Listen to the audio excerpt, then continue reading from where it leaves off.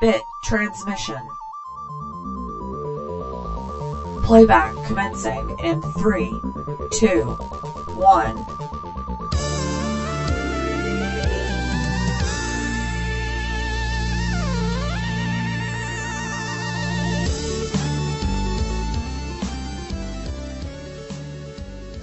Welcome to Bit Transmission, a Destructoid podcast on the past, present, and future of gaming, with Colette, Bennet, Jonathan Holmes, and myself, Conrad Zimmerman.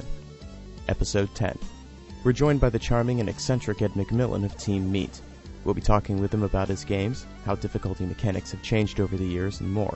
First, we begin with a discussion about the revival of 2D platformers. When you started Super Meat Boy, which I think was 2008, right? No, that's when I did Meat Boy. Oh, okay. Okay. We started Super Meat Boy a year ago, and but we've only been full-time development for about 9-10 months. Okay. Yeah. But within those 10 months, 2D platforming went from kind of a download-only genre. It had kind of fallen that far, and now it's like almost half of Nintendo's big games are 2D platformers that are on retail. So since you started Super Meat Boy, from the outside looking in anyway, it seems like 2D platforming is kind of like come back. Yeah, it seems to bounce around. It was when I was working on Gish, it was doing the same thing where it had faded away, and I actually remember it was around the time the PSP was coming out, and Okay. we had actually been talking to Sony and stuff, and Sony refused to publish any 2D games, platformers or whatever, because 3D was like next generation, and they wanted to like keep as far away from the DS as possible because the DS was doing mostly 2D stuff. Right. And right. so yeah, I think that was Gish had already come out, and we were trying to look for like publishers and stuff, and they were like, nope, we're not doing 2D games anymore because that's the past. And, well, that's but depressing. That's the thing, like, I actually heard Nintendo was kind of pushing the same sort of thing, and if you look at all their platformers, they're all technically 3D, but they're in 2D. Like, Right. 3D rendered 2D games, I guess it makes it okay because it's not pixel art or whatever. Huh. Well, that's interesting. I'd always heard that Sony was really like anti not only 2D graphics but 2D gameplay, and that like they almost didn't release Mega Man 8 on the PlayStation 1 because they were like, this is Super Nintendo looking crap. We don't want this. This is the future. Polygons and whatnot. There's a lot of that going on in like I think between like 2003 and 2006, everybody was very anti 2D because. And now it's like the trendy new thing. Yeah, it's all everybody wants to be retro, and well, that's the whole thing. Is just like I think because of the Super Nintendo time, it's like Nintendo did a lot of really awesome stuff, and Capcom did some really awesome stuff too. But there were so many copycats that just churned out generic platformers that people really believed that the 2D platformer had been just done so many times that there's nothing else that could be done to it to fix it or new or anything. So it's like, that's been juiced. 3D's, the new way to go. But realistically, like, 2D gaming in general is still very untapped. Yeah. There's so many things you can do, and it doesn't take that much to innovate. It's also easier to do more crazy stuff on it. It has to do with limitation. Like, a lot of people think that when you have absolutely no limitation at all when you're designing something that you can just make this really awesome thing, but limitation is very important with game design because when you have no limitations, you kind of just float around, and it's hard to kind of stick to something and be like, okay, this is what I'm doing, this is how the game's going to go, and it's actually much easier to design a game with more structure, more boundaries, and more limitations than it is to be like, oh yeah, you've got a 3D world, well what can you do? Well, you can do anything. It's like, okay, well, what are we doing? Yeah, exactly. I find that that's true with making graphics as well. When you're making kind of dot art, at least that's what Capcom calls it. Sprite art, other people call it. and you have to fit within the confines of that resolution, it helps focus you, whereas if you're making a polygon-based character, there's a million different things you could do, and it's almost too much. Well, not only that, I think it's important for the player. It's really important for the player more than anything else to set those boundaries, because when you can do anything you want to, I'm less interested in exploring options. I'll wind up finding one thing that works and just do that over and over again. So all that effort's really wasted on me. Just show me, clearly defined rules and give me a little bit of freedom, and off you go. Yeah. That's what a good game can manage to do for me, is Absolutely. keep it simple and keep me engaged. Right. It almost seems cyclical, like with music, like punk rock will come back every 10 years or so, and then everything will be pop, and then it'll go back to something more simple and edgy like punk again. Seems like that cycle might be happening with 2D platformers as well, which is a relief. I hope so. Yeah, I hope so. I mean, I would like to see more 2D platformers. I know the genre has been, there's been a ton of games in the genre. I know that. I just don't think that you should ever just toss a genre out the door that's really beloved to people just because people have done a lot of stuff in it before. Yeah, well, everything goes in waves. It just has to do with stuff that's been overdone. Like, I think there was a picture online coming from E3 where it said, it showed 3 games that all look like the exact same game, and they're all first-person shooters with the same gun. And it was like, this is E3 or whatever, and that's the thing, and what I was saying before, with 3D and stuff like that, all people are going to do is they're going to be too overwhelmed by the idea of coming up with something new in 3D, and then just simply copying what works. And that's all people do in 3D.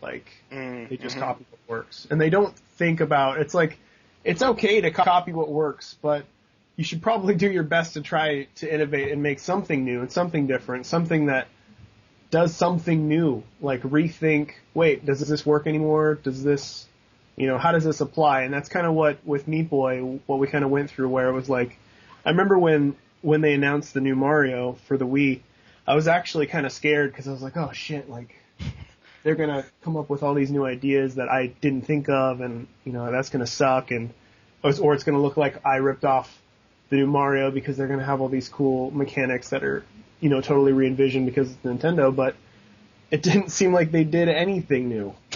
And, and the thing that blew my mind, which I wrote about in a couple developer posts about game design, was the idea of even having a live system anymore. The formulas that are used in the new Mario don't make any sense because, number one, you don't really have any penalty for dying anymore.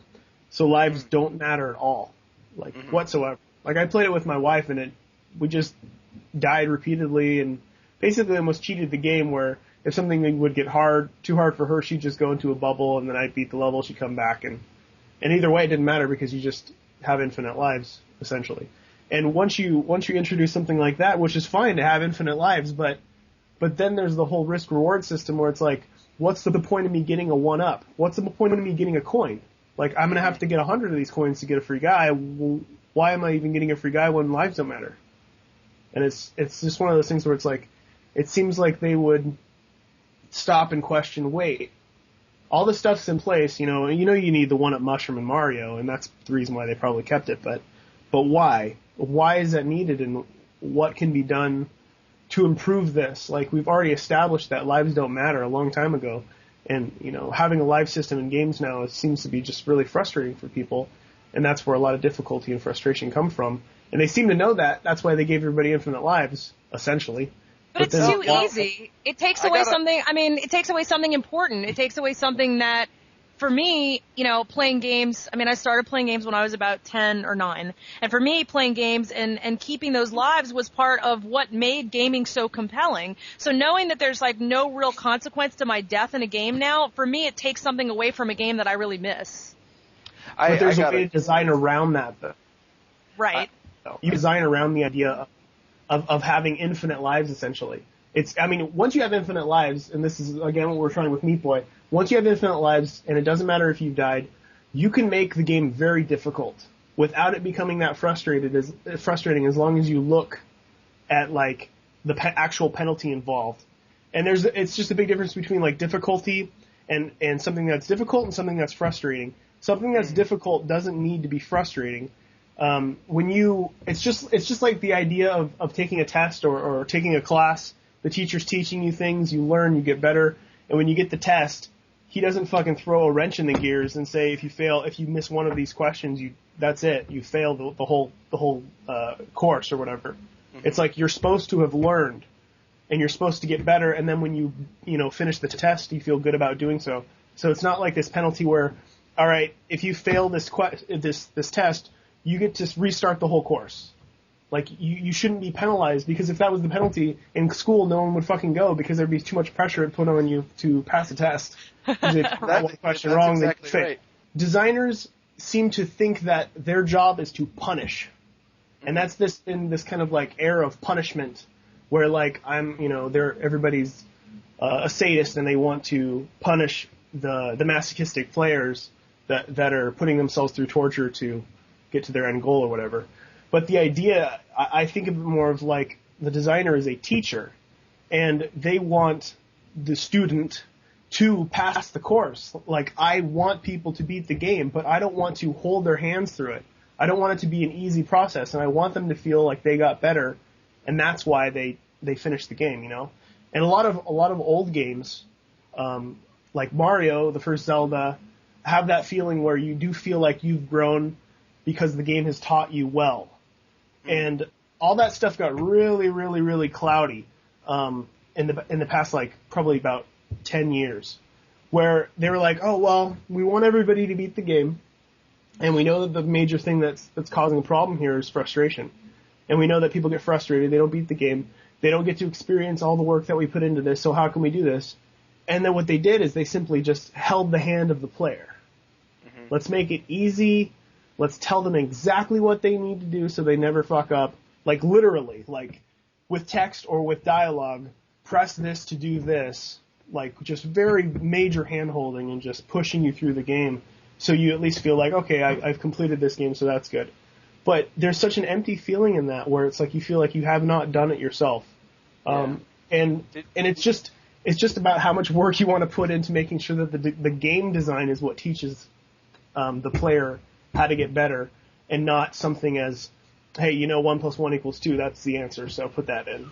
Right. Did you ever see the, I think it was in Pictures, somebody did What If Super Mario Brothers 1 came out today, and it would be as a Facebook app. And it's I did see that, yeah. Yeah, that was hilarious. That was perfect. And they're right, that's where things have gotten in order to try to appease people who, I guess, don't like video games. Yeah, no, it's all business. It's how to make more money. It's just, it's the horrible truth when it comes to business. Well, there's a couple. First of all, way back, you were saying that Super Mario Brothers Wii was easy. Man, I think you're just awesome at video games, because I died in that game all the time, and it does send you back. You have to beat like levels over again unless you beat the mid castle of the world. If you run out of lives, you actually mid-save points, but don't they start you like 8 lives now? Yeah, but that game is hard, man. I don't know what you're made of. I mean, I've played Super Meat Boy, so obviously you're good at games. So that game destroyed me, but Yeah, I don't know. I thought it was surprisingly easy. I mean, it's no, I think it's so hard. And if someone's in the bubble and you die, then you all die. So, see, you probably never died in the game because you made Super Meat Boy, which is like one of the hardest platformers ever. But dude, I'm not that good at platformers, surprisingly. Like, I'm good at Meat Boy. I mean, Tommy's actually a lot better than me. But no, I think the first Mario is a hell of a lot harder than the new one. Really? Huh. Yeah. Okay. Well, I'll go back and check that out. But for me, I still haven't beaten New Super Mario Bros. Wii. The last world just kicks my ass. Even if I start with like 50 lives, I'll go farm for lives and still get ruined. But anyhow, let's talk about, speaking of Super Meat Boy, how's the game coming along? How are you feeling about it? I'm feeling really good about it right now. Tommy just got back from E3, and even though this was like the craziest E3 to be introducing a new game into, seeing as that like every single person that we talked to press-wise all comment on the fact that they were trying their best to make time to come and check out the game, but they still had a list of like 10 major titles that they needed to cover before they came and saw the game. But the cool thing is most of those people still came by and hogged the controller for forever. We got a lot of really great response there. We had only one booth set up, and it was like in the corner of Microsoft. I know. I looked for it for days, actually. I didn't find it till Thursday. Yeah, a lot of people said that they got lost in there and couldn't find it. Yeah, it was confusing. It was a huge honor to be a part of that, seeing as we're not even part of Summer Arcade and we're not going to be coming out for quite a few months. So it's like for them to be like, hey, we're going to give you a booth there, and I think there was only like one other indie, and that was Limbo, and that's a Summer of Arcade game. So it was pretty awesome to be able to show there, and shitloads of people played it and loved it. And I couldn't get any time with it. It was always packed, and there was always a line. And, it was really it's hard. Like we need more than one booth to really effectively show it, because it's the bizarre thing about Meat Boy is it has a party game mentality where like it is more fun when there's more people around, even though it's not essentially a multiplayer game. But you just have that kind of either rooting for the guy or trying to fuck him up sort of situation. But in a lot of the videos you could even see of people playing, there'll be a crowd behind, and you'll hear this like awe of disappointment when the person dies after struggling through a level, and it's just like, oh, because everybody's invested and they want so badly for this person to make it. And the cool thing is that at the end, then you get to see all the guys' attempts at the level, so you can kind of get to see where you actually get to visually see the progression of somebody getting better at a level, because it whittles it down from a massive 20 Meat Boys in the beginning, and then finally one comes through the lot and makes it to the end. Well, that's one of the things I love about your game, and this connects to what you were saying before about risk reward and punishment, but also encouragement. It's fun to die in Super Meat Boy. Like, some of the most fun times I've had playing that game is trying to make a jump, and I know in my head, like, I'm fucked. I'm not going to make this. So I'm already anticipating my death, and I'm expecting it. And then I hit the saw blade, and he explodes in this, like, just visually splendid burst of blood and guts, and there's, like, a little rabbit hopping in the background who witnessed my death, and I'm like, that was awesome. I actually like dying in this game. And you do die tons of times, and it's actually fun. And then when you make it, that's a different kind of fun. And then you get to relive all your deaths again. It's hard to put into words to people, but whoever's listening to this, you've got to try it. It's really awesome. It's really actually hard to explain. Even when people see videos, they think, oh, that looks frustrating. But I swear to God, it is not. Like, the later levels can get very hard, but like, we've been doing anything and everything in our power to try to dissect why something is frustrating and how that can be alleviated without removing difficulty and without removing the feeling of you did it yourself. And right. There's a lot of factors that go into that. And the number one is control. It needs to be incredibly precise, which I believe it is. You can stop on a dime, and even like looking through videos and stuff from people playing online, you'll notice that people will actually jump and then like in midair stop themselves and pull back away from a saw, like second guessing themselves. And you'll notice that most deaths that people run into all come from hesitation, because they're like, oh, I'm too close to the saw. Yeah. They'll pull back, and it's all about just going with it. It's kind of this bizarre struggle with your logical brain and then your muscle memory basically and reflexes, where one side of your brain's being like wanting to be cautious, and the other side's just like, I know how to do this. I'm comfortable with the controls, and I can blaze through this level. Like, I know how to get through this. And if you go with that side, you can usually conquer most levels very easily. But the moment you start putting logic into it and be like, oh, that saw's close, you're going to die. And you'll Right. Well, Meat Boy can float much farther than he looks like he can, or most other characters can. So if you're confident and just see how far he can go, you're often surprised that he could make it. Which was that an intentional thing? Well, yeah, that was. I I talk about this sometimes. It's the idea of making sure that when you have a character in a game, like the whole idea of a character in a video game is usually trying to simulate a superhero. Okay. No one wants to be like your average guy that can jump 3 feet in the air in a video game. So it's like nobody really jumps around like that. I want him to feel like Superman. He even does like the kind of like Superman pose, like when he's jumping through the air and stuff. We have him do random poses and stuff. But no, yeah, he's supposed to feel like a superhero. He's supposed to feel like super jump dude. And, but at the same time, he's cute and totally vulnerable. I mean, he's bleeding. Yeah. Always. So, if you're like me and you identify with people or video game characters who are always sort of screwed, he's kind of perfect. It's not really a question, is it? I always do that. I just tell people things and then they're like, oh, thanks, dude. Anyway, what are we talking about? Speaking of which, I should probably go to some questions. People, of course, want to know if you're a vegetarian. No. You're not a vegetarian. They want to know. No, I mean, I sometimes will say that I am, but I'm not. It depends on who's interviewing me or whatever, but no. No. No. Maybe no. I mean, right now you're not. Sounds like. Well, no, currently right now I am. I'm not actively eating meat. What? What? See, I knew you were going to do that. So yeah. Right at this moment, I am technically a vegetarian until Are you eating meat right now? I'm not eating meat right now. Do you plan to eat meat in the future? I don't know what I'm eating today. Maybe. It depends. I evaluate the situation at every meal. I'm like, how do I feel about this animal?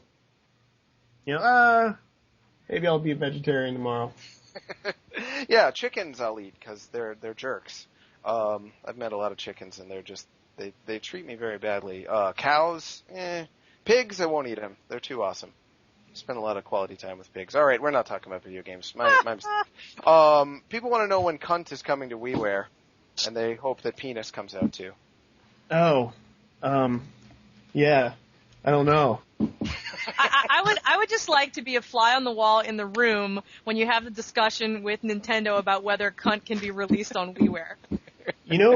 It was actually like, all right, so I made that game to kind of prove that I could do whatever I wanted. I could commit basically I could destroy my possible future in the industry with a game because I could. Sure. And then so after we started talking to Nintendo, in the back of my mind the whole time, well, actually, right when we got the deal with Meat Boy, I was thinking to myself, I don't know if they've played it because I don't know if they realize what goes on in that game. And I don't know if they realize how bloody it is or anything like that. And I was just worried. And I remember until we actually signed the contract, I was thinking, oh my God, I need to keep quiet about cunt and not let that get out because I don't want them to just say, oh, we don't want to be associated with someone who made that game. But they had you make a WarioWare game. They've kind of been in love with you. Yeah, no, they're actually really cool. It was just many misconceptions that a lot of people have about Nintendo. And it all stems from the fucking Mortal Kombat Super Nintendo thing. Oh, yeah. Yeah, that makes sense. Everybody assumes that Nintendo is very against blood and violence and other stuff too. Because of that Nintendo thing, that only happened once, and that was an isolated incident because they've released some really crazy M-rated games on all their systems, and they don't have any problem with it. In fact, it's they seem to do it at least maybe once a year. They'll release an M-rated game to kind of fill that hole. And sure. Yeah, there was Eternal Darkness on the GameCube. There was in Japan there was a game called Rising Zan, I think, where you decapitate ogres. You got No More Heroes and Killer yeah. and what else was there? There was Mad World. Manhunt. They always throw a couple M-rated games out there, and they don't really. It's not a big deal, but people still think of it like that since the Super Nintendo days. It's how do you get away with that? Because I thought it too. how am I going to get away with this? But no, they're really cool and they're realistic about all that stuff. And Nintendo's been really cool to work with, and they're very open to just letting you do whatever you want. And we'll see when it comes down to ESRB and. Right. Yeah, But, I can see that being a bigger source of resistance. Yeah, but I mean, I even asked him, what happens if it's an M? I couldn't see it being an M because it doesn't. I don't do anything like overtly sexual or graphic.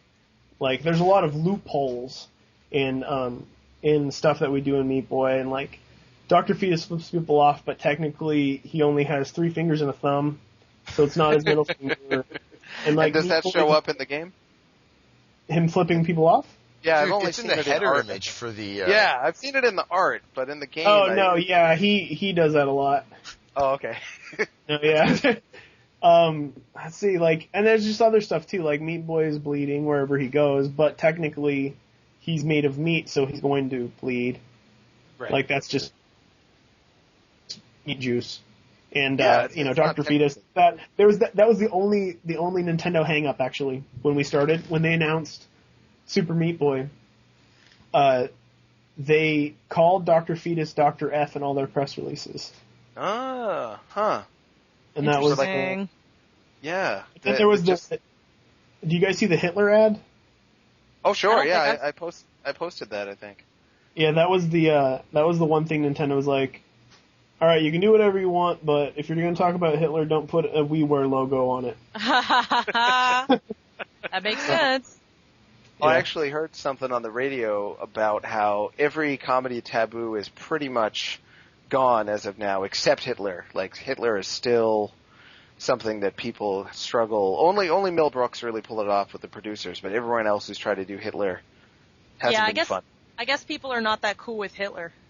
I'm pretty cool with Hitler jokes at this point. I know that's going to get me in trouble, but, Hitler wins if we don't rag on him. And speaking of that, Edmund, I miss Hitler's Must Die. I can't. Is that still going to happen someday? I love that concept.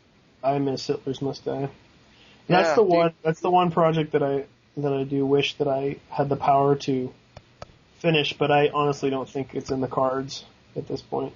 Forever and ever, or just until? I mean, who knows? Who knows what'll happen down the road? But I left Cryptic Sea like late last year. And, I didn't know that. Okay. Yeah, things just kind of weren't working out, and Sure. And so yeah, everything's kind of like Gish 2 was canceled, and Oh, I didn't know that either. Oh, this sucks.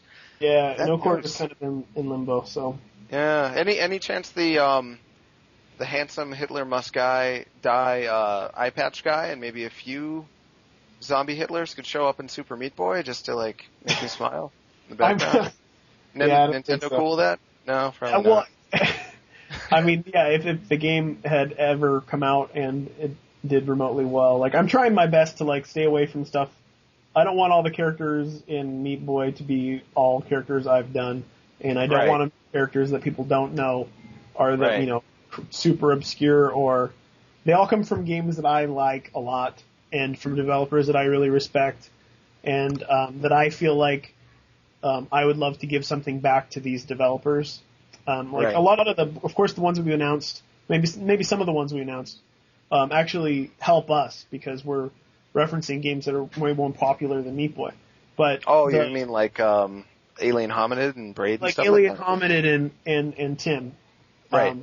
So those kind of give back to us, but I can guarantee like everything else that's in that game will give back to. They're pretty obscure. They'll be well known to independent game followers, but to I think most people that buy Super Meat Boy, I hope at least, that unlock those characters, something like Fly Wrench, will actually Right. go, what the hell's Fly Wrench?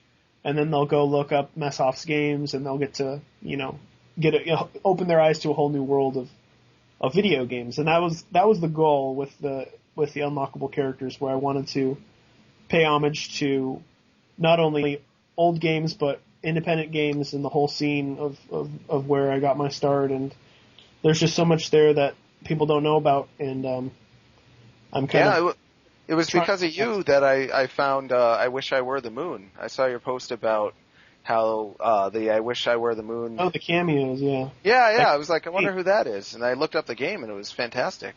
See, it works. Yeah, proof positive. And I just I wish I wanted to. Yeah, that was what a weird concept, and how effective too. I mean, it really made me. It was like a good game. How a good game can be like a Rubik's Cube. Like I'd fail, but I didn't care. Like I didn't feel punished because I got an interesting result anyway, and I just wanted to continue to try to see what I could unlock. Yeah, Daniel's made some really good games. He made another game recently called Today I Die that was in the IGF finals. Which it's similar to I Wish I Were the Moon, except it's like a poem that you move the words around, and the words change what's happening in the game. It's really cool. Wow. Yeah, that does sound cool. It is. It's a pretty awesome concept, and I look forward to the more stuff that he does. But yeah, there's a Wish I Were the Moon cameo in as one of the little rewards for the retro Warp Zone finishing. There's Warp Zones in the game that shoot you into a series of 3 levels where you have a life save. I guess juxtapose the old formulas of penalty and reward versus what I'm playing with now, to kind of give perspective to, hey, I have infinite lives, and that's cool because this is how it used to be. So sure. So you've got basically the same, controls the same. It looks retro. It'll look like either like a Game Boy or maybe NES or Atari style graphics. And you'll have 3 lives per level. And then when you finish it, you're rewarded with like a randomly... right now I have like 20 different cameo characters that kind of wish you luck. I believe they tell you that Band-Aid Girl's another Warp Zone. Oh, cool. But, yeah, so there's like something... tons of different Toads sort of a deal? Yeah, it's just a cool way to add some sort of... some feeling of mystery to the game. It's randomly generated, so every time you beat it, you'll hopefully get a different cameo from a character. And it's just to create an air of the unknown to the game. And there's going to be more elements of that I can't talk about right now, but... Sure. Speaking of other games and involving them in your game, I just met up with Alex Noisy at E3, and he said that Super Meat Boy is going to be in Bit Trip 5 as well. That's pretty rad. I did see that. I heard that too. Oh, so you don't really... awesome. Yeah. Are you on the inside track of that stuff? Do you have to like give approval, or do you just kind of let? I don't know. Maybe I am. Maybe. No, the Gaijin Games guys literally their office is about 10 minutes from my house. So cool. Yeah, I know those guys, and I go over there all the time. So yeah, maybe I do know things.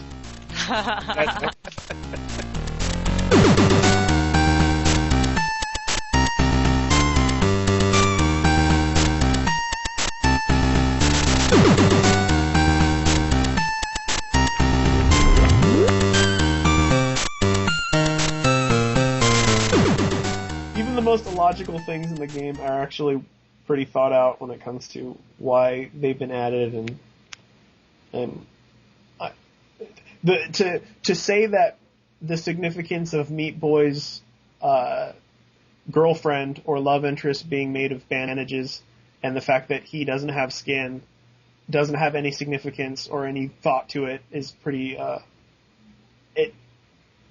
I thought about all these things, is what I'm saying. Right. And you think about things in most of your games, it sounds like. I try to think. I try to think when I'm doing things. Thinking when doing things is probably awesome. I think most people, I think the majority of people, even other developers, assume that when I do stuff and it seems weird, it's just because I'm being weird, and there's nothing to it at all. It's just because, hey, that's weird. Really? But I got that response from a lot of people. I remember when I met Jason Rohrer, that was one of the things that I got really upset about, because he kind of said that he assumed that all the stuff that I was doing was just trying to be weird, and there wasn't much. That guy said that about you? This was way back when. I mean, back it was like 3 years ago, and it was a bad start, I guess you could say. Are we talking about the same guy? I'm not I think I know what you're talking about the Passage guy, right? Yeah. Birth by Death Asleep guy? who's constantly just like being obtuse and weird and hard to read on seemingly on purpose, and he called you like weird? I honestly think the argument was that he said that he wished that I would explain and put myself out there and explain what all these things mean so people understand them, so people can appreciate the work that goes in. But I don't like doing that because I don't like coming off like a snob. It's hard to not come off pretentious when, hey, get all the deep meaning that I put in my game about a fetus in a jar fighting a boy. It's just not, I guess it's just not my style. Like, I feel like as an artist, if I have to go out of my way to explain something in depth of what it means, then I've failed, because I don't want to make something that's only accessible and only the elite,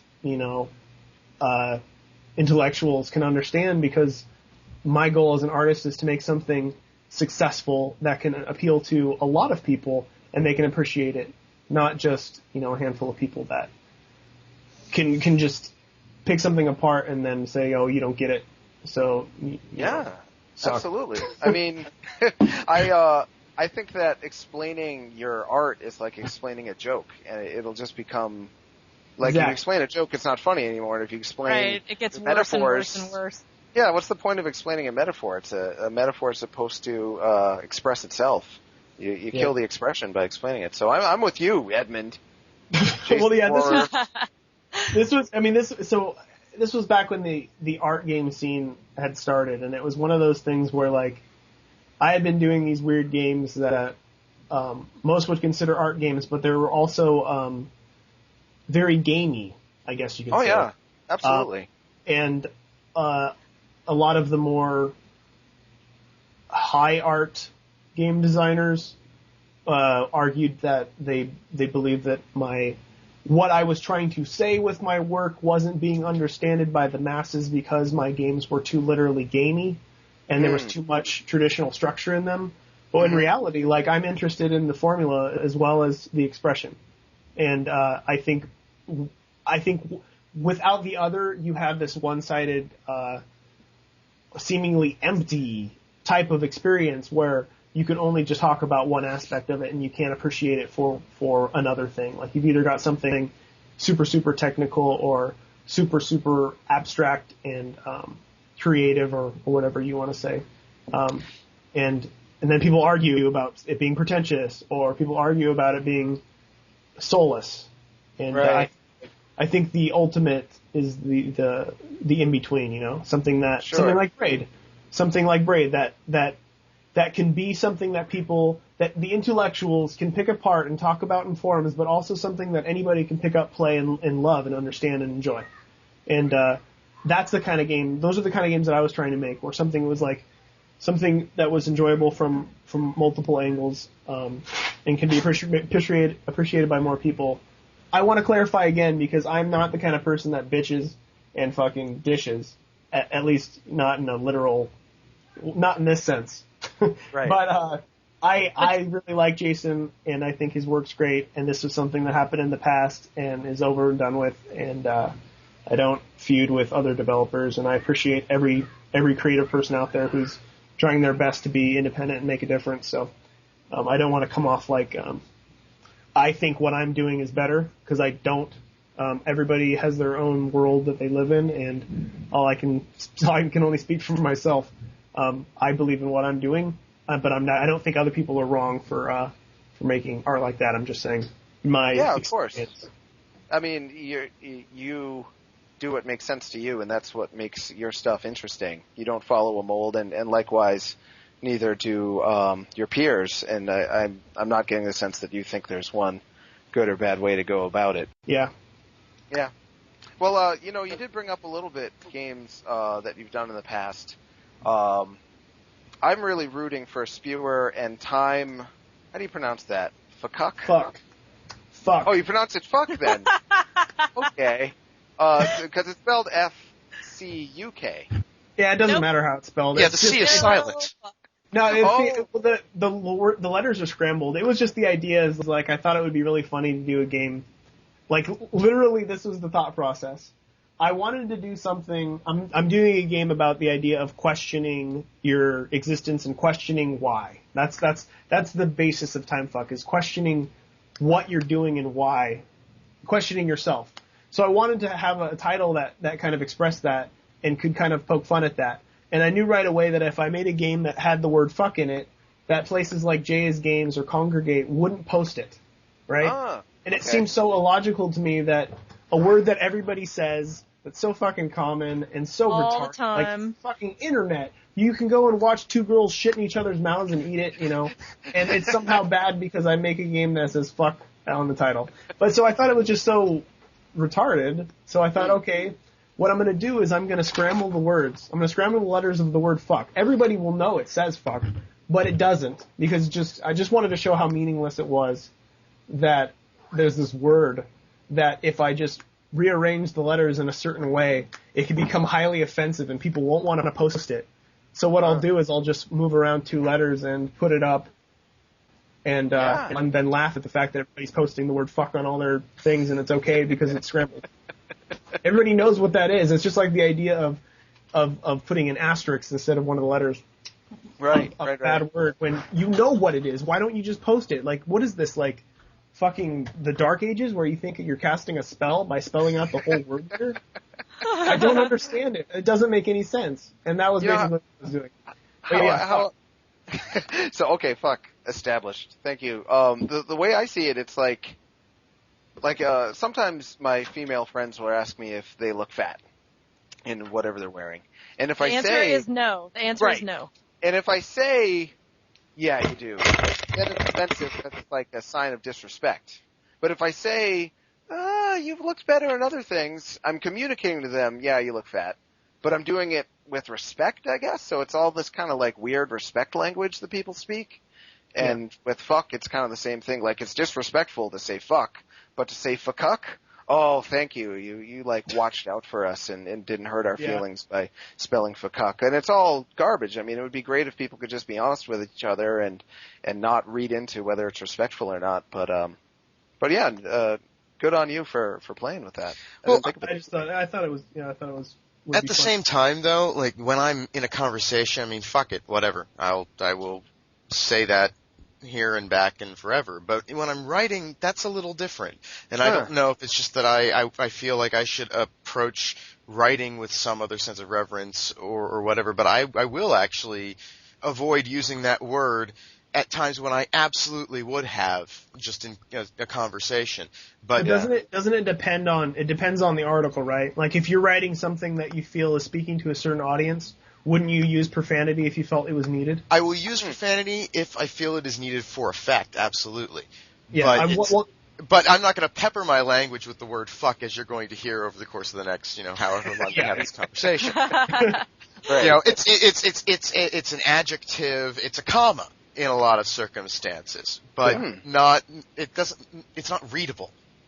Well, I think it all has to do with context too, and another reason why the game's called Time Fuck is because I want to instantly set a mood with the title. That's what all good titles do, and I want people to understand that this might not be something for kids. And it's not. It's not. And that's how else can I say that without putting something there that could possibly be not appropriate for children. Right. The funny thing was, when the game was reviewed on JA's Games, they got a complaint from a mother because it was spelled fcuk on the title. Okay. And she was so upset by this that they changed it to kcfu. I mean, that just kind of like proved my point. That's and I just thought it stupid. That's hilarious. Stupid. So, I felt validation there. Yeah, absolutely. And I'm sure she was happy then. She felt fully respected that you just spelled it somewhat even more wrong. Oh, she yeah. likes bad spelling. She's going to have a lot of work to do if she wants to erase the word fuck from the world. Yeah, no kidding. Not to mention off the internet alone. Oh, wow. There's not a lot of logic that goes into the world. Yeah, people are feeling things, usually in a self-centered way first, and then reacting second, and then thinking about whether they make any sense way after the fact. And most of them are fucking dumb. Let's just be perfectly honest. And I'm not like way above the fucking dumb people. I'm pretty fucking dumb myself a lot of the time. Sure. We all are fucking dumb. Oh yeah, absolutely. How many fucking people voted for George W. Bush? Think about that. More than half, I guess. At least the second time around. All right, before we make every Republican hate us, people have been asking about. Some person just went right out and asked, should I buy the XBLA version or the WiiWare version of Super Meat Boy? I assume you'll say you should get both because they're both really good. But do you want to answer? They are both really good, and they are both essentially the same game. But realistically, the Xbox version is much higher resolution, and it's coming out earlier. So if you really want the game, then you're probably going to buy the Xbox version if you have an Xbox. But if you don't have an Xbox and you're buying it on the Wii, you're going to be just as happy with it. I think most people who have Wiis, exclusively Wiis, are pretty used to the resolution of the Wii. So they're not going to really notice much of a difference at all in resolution. It's going to play the same. The core story and all the core levels of the game are going to exist on all platforms. We're trying to do some exclusive characters for, like Wii, PC, Xbox, but chances are with time constraints we might end up doing exclusive for PC. Like the PC and the Wii version might have the same characters, but we don't know for sure yet. There are 5+ main characters that you actually go as are universal. So like Commander Video, Fly Wrench, and Ogma will definitely be like on all platforms. So we have like what did you just say? Fire Wrench and Ogma? Ogmo. Fly Wrench. Fly Wrench. Oh, I thought it was one new character named Fly Wrench and Ogma. I was like, Jesus Christ, who's that? Exclusive. You can combine the two and then make a new character. It's awesome. Yeah, that would be great. Flying Ogmo. So Commander Video, Fly Wrench, Ogmo. And Ogmo are definitely going to be universal because they're all characters that are actually the formula is basically set up so every chapter has 4 warp zones that are hidden in the game. One of those 4 warp zones is an indie character warp zone where you go into their game and you play as them, and then when you beat that level, you beat those 3 levels, you unlock that character. So every chapter will have its own indie character that's going to be universal for all the systems. The other characters that are unlocked with Band-Aids, we're going to try to. Each system has different characters. Okay. It's not something that we haven't yet, so we don't know exactly how. It. I understand. Yeah. Well, if it were me, I would put you, Edmund McMillen, as the exclusive character for the PC. That would be awesome. That's all I got right now. Why don't you put yourself in the game? You're a really cool looking dude. You're like a character in and of yourself from my perspective. Maybe I'll put you in there. All right, that's not what I was trying to trick you into doing at all. That would be honestly. Ridiculous. And I mean, by ridiculous, I mean incredible. Yeah, well, I am the biggest Wii fanboy on the possibly on the planet. Yeah, possibly on the planet. I'm buying it on the Wii just because I like holding the Wii, like the NES controller, and Super Meat Boy is like a really awesome NES game to me. And I am a total Wii fanboy. Yeah. Speaking of Wii fanboys and all that sort of stuff too, there's still a great deal of confusion of exactly what went on when it came to going multi-platform and everything else. So I'd like to clear some of that up if I could. That would be great. Clear away. Okay. Most people don't understand that we had been talking to Microsoft about Super Meat Boy on the Xbox from the moment that we were talking to Nintendo. So everybody, like, when we finally said, it's going multi-platform, that was because we had been talking to them for a very long time, and it took like 6 months to finalize a deal with them because that's the business side of things, and that's just the way it works. With Nintendo, the moment that you're developing for their system, they let you announce. It's not a big deal. With Microsoft, they tell you when you can announce. Gotcha. It's a more strict thing. It's like when Nintendo, you could say, "Hey, I'm a developer. I'm developing on a Nintendo console, and I'm developing this game," and they're fine with it. they don't. There's no like legal stuff that goes with that. But Sure. with other places, Sony included, you cannot announce that you're developing for their system for X amount of time, or until they say it's okay for you to do so. So Okay. it was one of those things where we had basically been finalizing this deal for a very long time, and it just took a while for us to get it to where it is now. Like, so for a lot of people, they're like, oh, now it's coming out on Xbox and it's coming out, a month or whatever early on the Xbox, and they're like thrown by it. When it was like, for us, we for so long got it to that. Like, it took that long for us to finalize this deal, and that was the best deal that we could get. And we said from the very beginning that we wanted multi-platform release. Tommy actually had the game running on all consoles. Yeah, I heard that. Yeah. And what you're telling me now is giving me hope that it could come to PSN, but you might not be able to announce it. So that air of mystery is kind of nice. I'll knock that down. I'll knock that down right away. You can't do it? We cannot do it on the PlayStation. How come? We are contractually obligated to not do it on other systems other than the ones that we've announced. Oh, okay. Is there a time frame on that contract? That says, like, I don't know how much I can't talk about a lot of the details of contract stuff because of NDAs. But I can tell you that the reason why we signed this agreement was because Sony did not express interest in the game.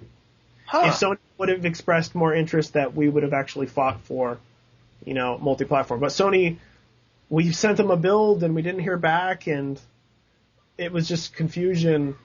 And I wonder we if took it's their... that as, hey, we don't want it, so we want to finalize the deal. And Sure. And maybe do you think it's similar as to what went on with the PSP action as well, where they were kind of like 2D, meh? No, I don't think so. I actually just think it's, honestly, from my experience, Sony seems to be scattered. Huh. I believe it was just internally, I believe that they lost track of the game or something. Yeah. I don't know. Yeah. I mean, they never said we don't like the game. They just said, oh, you sent us a build? Like, oh, wow. Yeah. Like, because they've got some pretty cool 2D games. They've got, Castle Crashers finally came to PSN. I think it's out. And they've got The Last Guy. Did you ever play that game, Edmund? No, but Break came out on the PlayStation. Oh, that's right. I mean, they were actually one of the first indie-friendly publishers, but they would actually buy up indies. They would buy IPs. Right. Yeah, like Everyday Shooter and that sort of stuff too. Originally, in order to develop for Sony, you either have to sell them your IP or you have to become not independent anymore, and you have to be the law of Sony. I mean, that game company works at Sony Santa Monica, right? So yeah, they bought them. Yeah. So their contract's up though, I think, after this next game. So they might go totally indie. Hopefully, it'd be cool to see what they could do without anybody saying anything to them. Absolutely. Before we move on for it, I just want to announce to my fellow Wii fanboys. Listen, there's no bigger Wii fanboy than me on the planet, but you're a son of a bitch if you're pissed that Super Meat Boys go on multi-platform. You got to put the game first. You have to put guys like Edmund who are working their asses off to make a game while he's paying his hospital bills and just trying to survive. You got to put those guys first and your console loyalty second. So the more money Edmund can make secondary to his passion for making fantastic games, the better. And you can, suck it if you see things like that. It's so hard because, like, I've been a huge Nintendo fanboy for years, and developing for the system was awesome, and getting to meet so many Nintendo people has just been amazing. It's been really great. And it's just so hard, I think, for fanboys like myself to separate the business aspect of things and the loyalty side of things. It's like the idea that Nintendo gave us a development kit that we paid for, okay? Like, we bought this kit from them. They're not, like, giving us things to keep us we have to stay on this console. Like, it's not like this. It's not it's very businessy, you know? I'm paying for these things and I'm getting these things in return. They understand how things work. They knew what was going to happen, and they were fine with it. It wasn't like a deal where it was like, oh, if you go multi-platform with Meat Boy, we're not going to publish it. You know, if you go multi-platform, we understand. Like, yeah, you're not cheating on them. I mean, you're not married. Yeah, and that's the thing. It really is like that with people. It really is. It's like suddenly I've cheated on Nintendo because I'm talking to Microsoft the whole time. How dare you, Edward? Like, how dare I do that when it's like, no. See, what the goal here is, we want as many people as possible to be able to play this game. That's the goal. Like, we want as many people as possible to play this game, and in order to do that, we need to have it on as many systems as we can. You think Tommy wants to make the Mac version? Like, seriously. Like, this is not something that he wants to do, but he's doing it because he knows that there's a lot of Mac players out there who want to play the game, and they want to play it. And it's the same thing with the Wii. It's like, yeah, we want to give you something really cool to play, and that's what we're doing. And we're also doing it for the Xbox, we're also doing it for the PC, and we're also doing it for the Mac. Yeah. It's just... Yeah. I get so frustrated with video game fans. I mean, I am a video game fan, so it's hypocritical to say that, but with TV shows, if you got a TV show, it's your favorite show, and it comes on Channel 5, and then, now it also comes on 38, it's syndicated, I can watch it twice a day, that's awesome! But your favorite game comes about that. It's like suddenly, Futurama is now on Comedy Central. What the fuck? They lied to me! Oh my god, I love Fox! Yeah, I know. Why can't video game fans be as normal as TV fans when it comes to that stuff? That's a whole other topic, but I hope it just shows how passionate people are about video games. That's true. In a lot of ways, it's like sports, right? Like, I'm not a sports buff, so I could totally come off like a total retard here when I'm trying to use sports analogies to talk about things. But I'm sure it's like drafting, I think, where it's like, I guess it's not really like drafting because you're not separating a person into two people on two different teams, but like when somebody goes from one team to another, they're going because they're getting either more money here or whatever else, and people are like, you fucking bastard! How dare you be the other team? And it's not all like that. It's like, we are our team. Like, we are the team. Like, it's not like we're playing for these other people. We are the independent team, and they are letting us use their platforms to show what we do on it. It's not like they're hiring us and fucking paying us to do this. You're the team. You're just playing on their field. Yes, exactly. That's exactly what it is. It's not. We are the team. We're not trying to go into the other teams.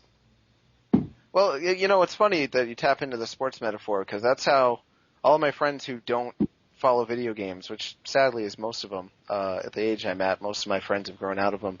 When they try to explain to me when I try to explain to them why E3 is such a big deal, I'm like, it's the Super Bowl of video game news. All the biggest guys come out and they fight to see who's the winner, who's like the best video game company, and people actually think of it that way. I don't, but that's the way to explain it to people. A lot of people do. A lot of people do. Here ends Bit Transmission Episode 10. Thanks to Ed McMillen for joining us. You can subscribe to the podcast on iTunes or at bittransmission.com.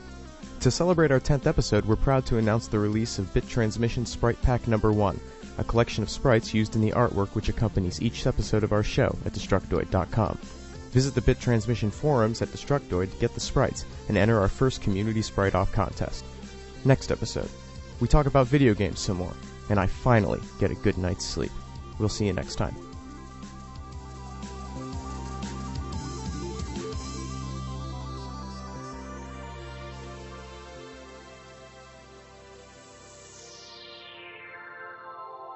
End transmission.